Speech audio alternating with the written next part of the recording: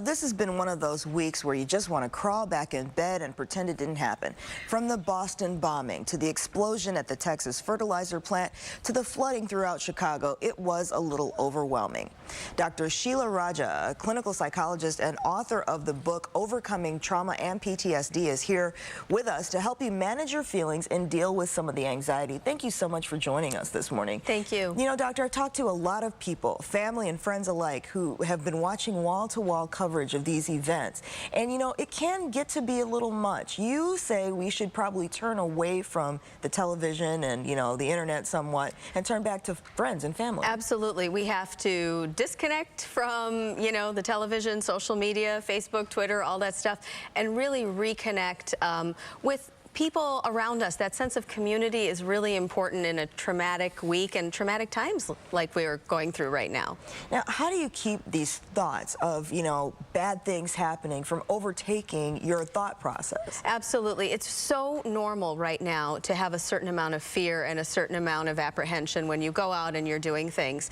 I think that what we need to do is we can take a little bit of time to do that, but then we need to figure out ways to get involved, because that's what resilient people do, is they get involved in their communities. Maybe you help somebody, with their flooded basement. Maybe you give blood, or maybe you get involved in a larger way. I mean, there's a lot of amazing organizations that have sprung up. I mean, if you're concerned about street violence, there's Ceasefire, Moms Demand Action. There's the Boston First Responders Fund right now.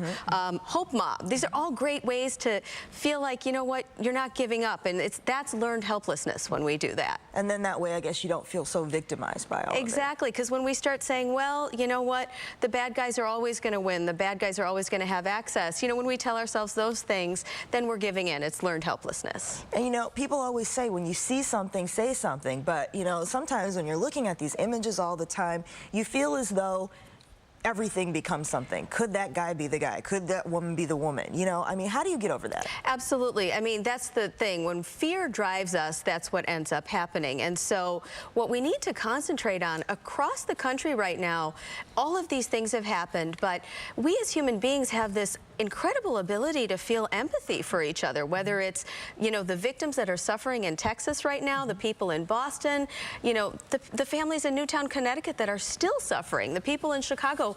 And if we concentrate on that, that can get us through, that we have the ability to connect with each other. And that's what we can teach our kids about some of this as well when they ask questions. Okay, Dr. Sheela Raja, thank you so much for helping us deal with this. I mean, we really need to start talking, don't we? We do, and connecting. Okay, thank you so much. Well, now